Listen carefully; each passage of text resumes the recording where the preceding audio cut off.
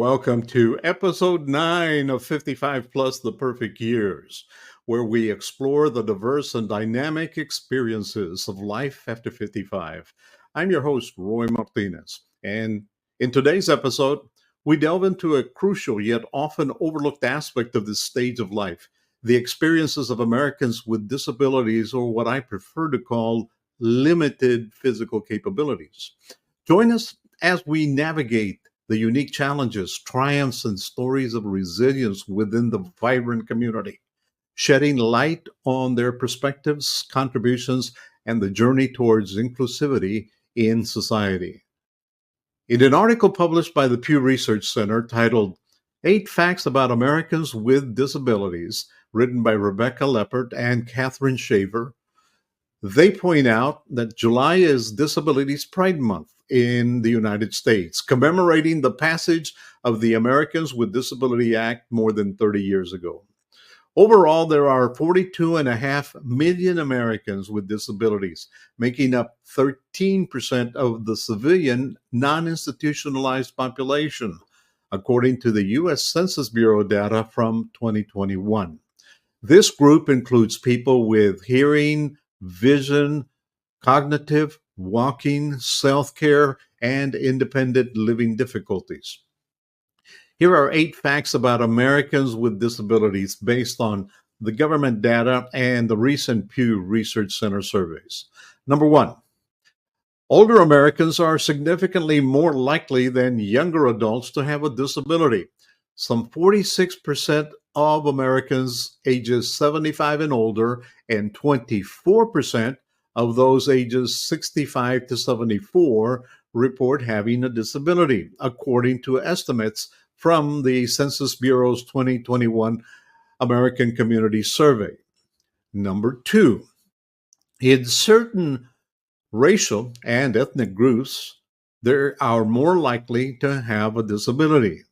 Number 3, the most common types of disabilities in the United States involve difficulties with walking, independent living, or cognition. Number 4, Americans with disabilities tend to earn less than those that do not have a disability. Those with a disability earned a median of $28,438 in 2021, compared with $40,000 among those without a disability. Disabled Americans have lower rates of technology adoption for some devices, according to the 5th item. Number 6, the percentage of U.S. public school students who receive special education or related services has increased over the last decade, according to data from the National Center for Education Statistics. Number 7, disabled Americans are much more likely than other Americans to have faced psychological distress during COVID-19 pandemic. And finally, number 8, employed Americans generally think their workplace is accessible for people with physical disabilities. Among those who don't work fully remotely, 76% say their workplace is at least somewhat accessible for people with physical disabilities. If you would like to read the entire article, I will post the link on our 55 Plus The Perfect Years Facebook page. Or you can email me at 55plustheperfectyears@gmail.com. That's one word, 55plustheperfectyears@gmail.com. No spaces in the first part before gmail.com. In our continuing effort to keep 55 Plus community informed and make you aware of what is available for those of us with disabilities, I conducted an interview with Lou Schomer of Abilities.com and chairman of the upcoming Abilities Expo. Lou, thank you for joining us. Let's start by talking about your company, Abilities.com, and Abilities Expo. What is Abilities.com about? Hi. Good morning. Morning, Ryan. Thanks for inviting me. Thank you. Actually, Abilities Expos is a group of exhibitions and conferences to provide the latest products, services, and information, as well as fun events for people with disabilities in regions across the U.S.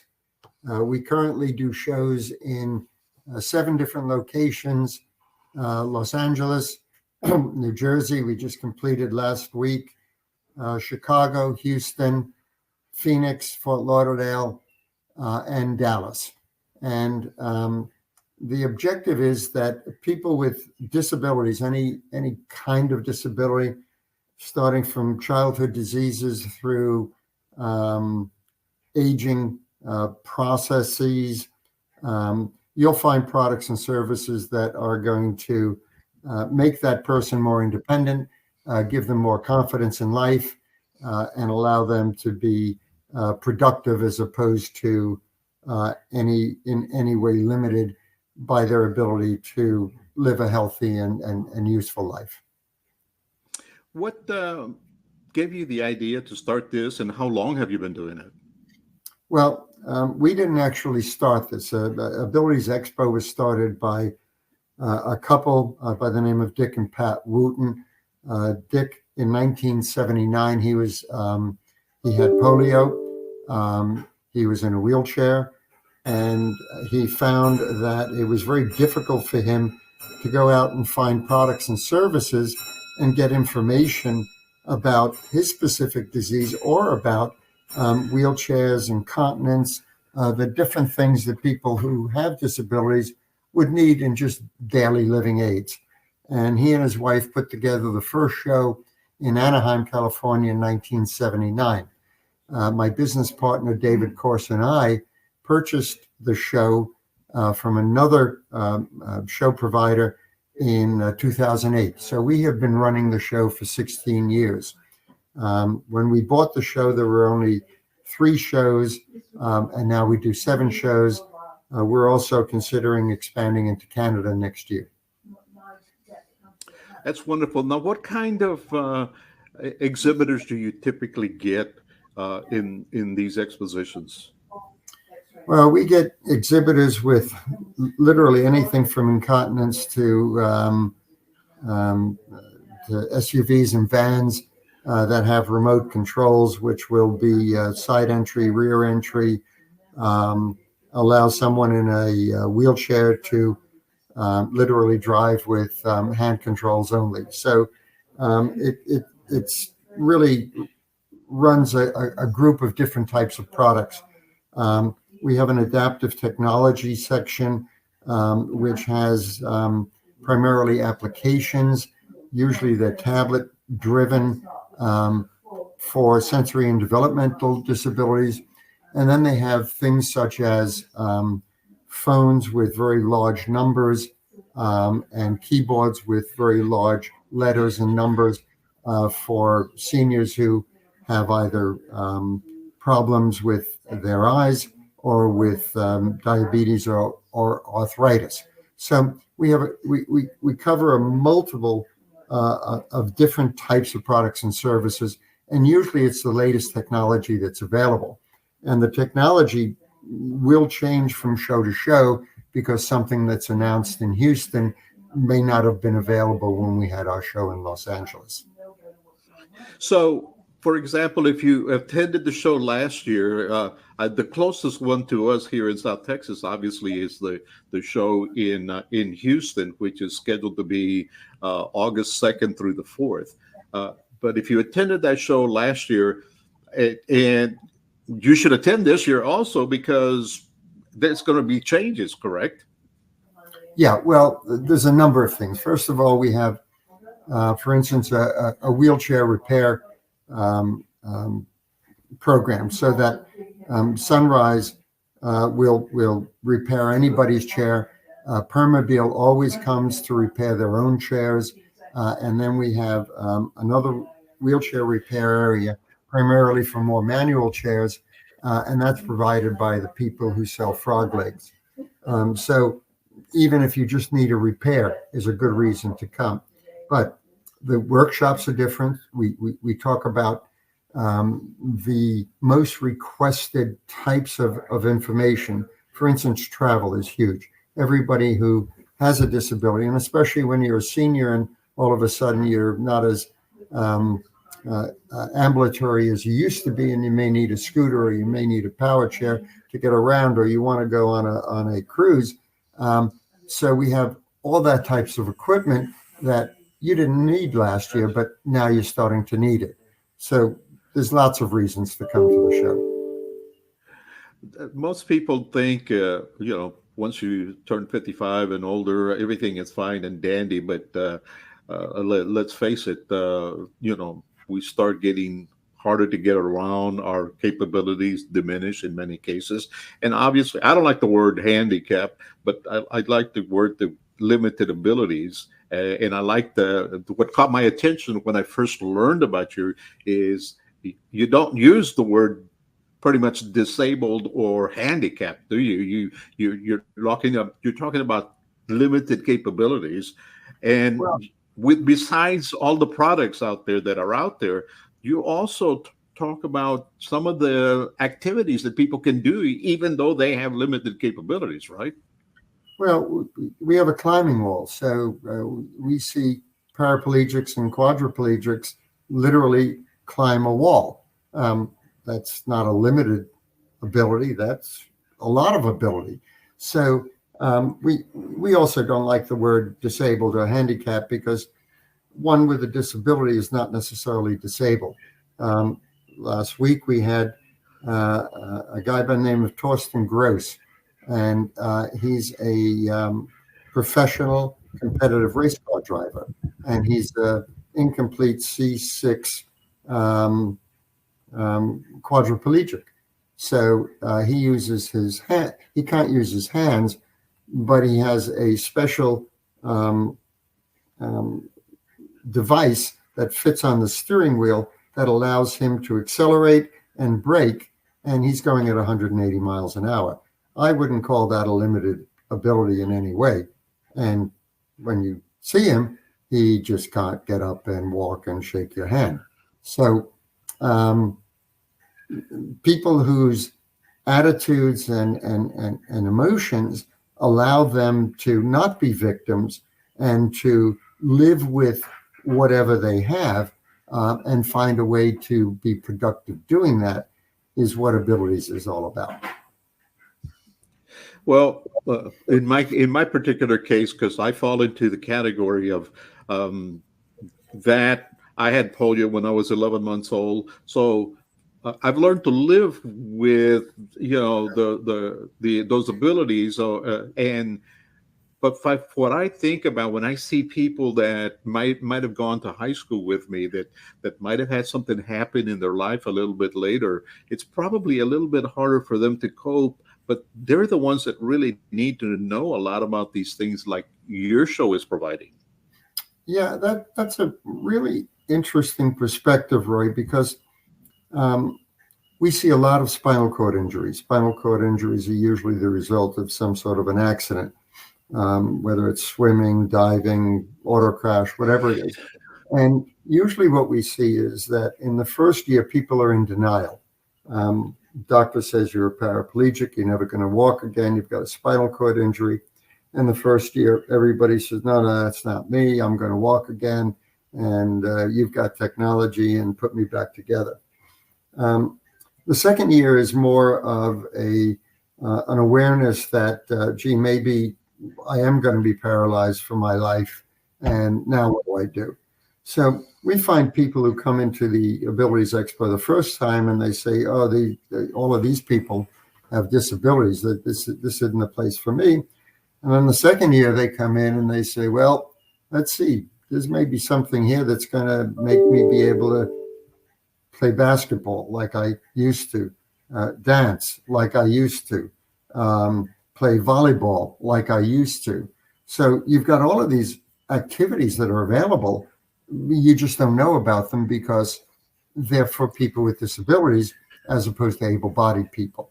So you come to Abilities Expo and you discover that what you used to do can still be done. It's just different.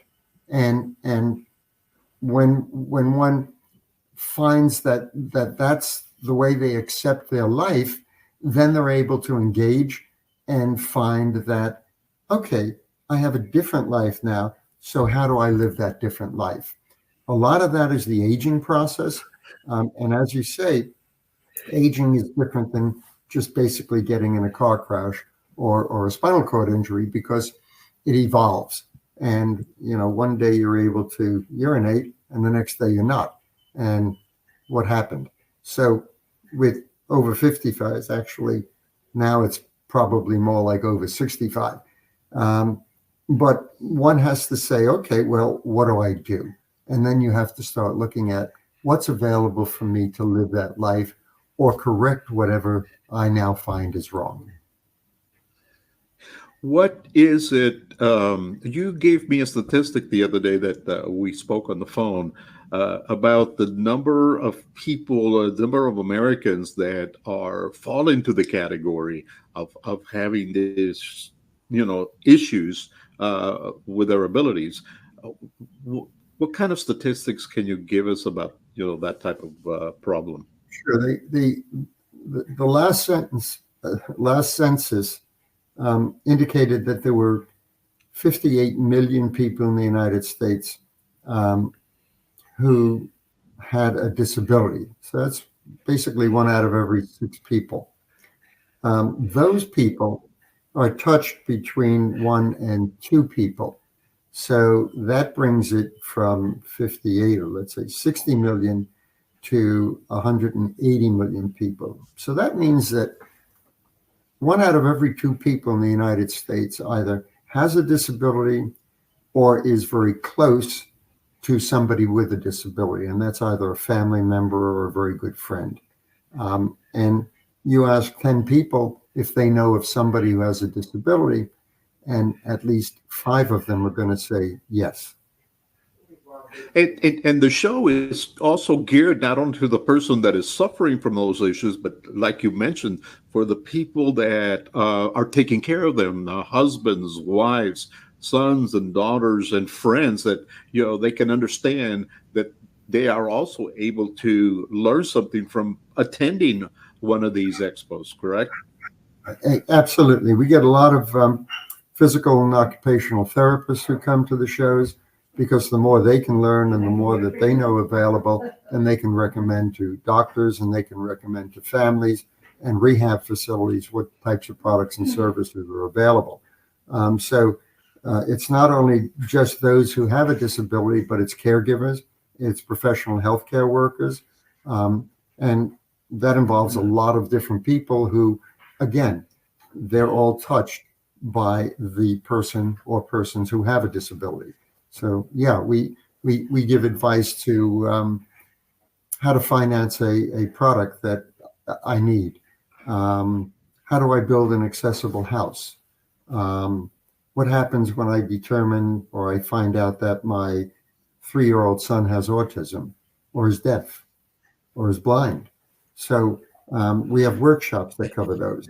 Um, so yeah, there's a broad spectrum of information that's available at the Abilities Expo. You just completed recently the New York Expo.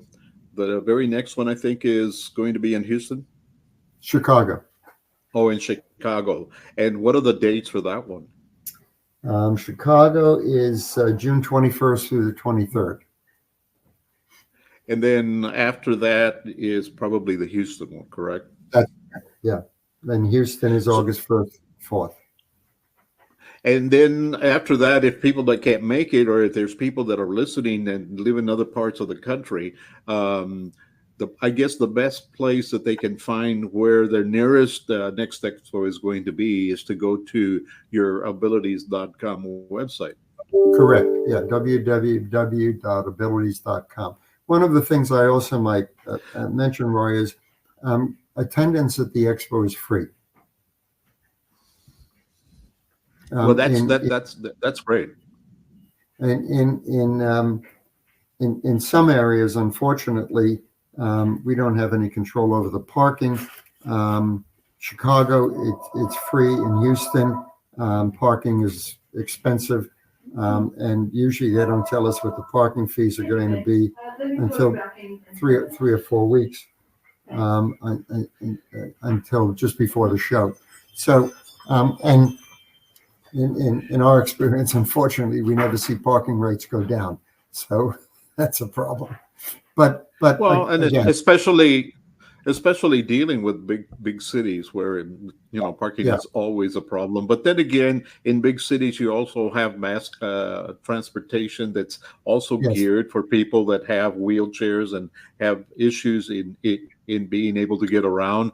And in today's society, you also you can stay at the hotel. The hotel might be able to take you to the place, or call a cab, a Lyft, or an Uber, so that you can attend these programs. well, unfortunately, Lyft or Uber are not terribly responsive with regard to taking somebody in a wheelchair, and that's an issue that we've dealt with and we are dealing with, because although they say they have programs, their Well, programs just don't work. it's And one of those things that's probably an unmet need, and maybe if someone out there can meet those needs for people like that, it's a business opportunity. How do somebody like an exhibitor that wants to participate in the program, how do they reach out to you to be able to uh, join and participate in the expo? Sure. All they have to do is go to our website, um, and we have a bar that says exhibitors, and then they fill out a questionnaire. They click yes, send, and we get that questionnaire, and then we answer it immediately. Thank you, Lou, for joining us, and we'll see you in Houston. Again, the Abilities Expo Houston will be held in a couple of weeks on August 2nd through the 4th. It will be held at the NRG Center, Hall E in Houston, Texas. That's the NRG Center, Hall E in Houston, Texas. You can register for free by going to abilities.com. That's abilities.com. Admission is free to the public. You may have to pay a charge for the parking, however. 55 Plus the Perfect Years podcast will be attending, and I hope to bring you some reports from there. That's going to just about do it for us for this episode. Hope you can join me on our next episode of 55 Plus the Perfect Years. Thank you for your support. And as we like to say, getting old is a privilege not everyone gets to enjoy, but it is better than the alternative. See you soon.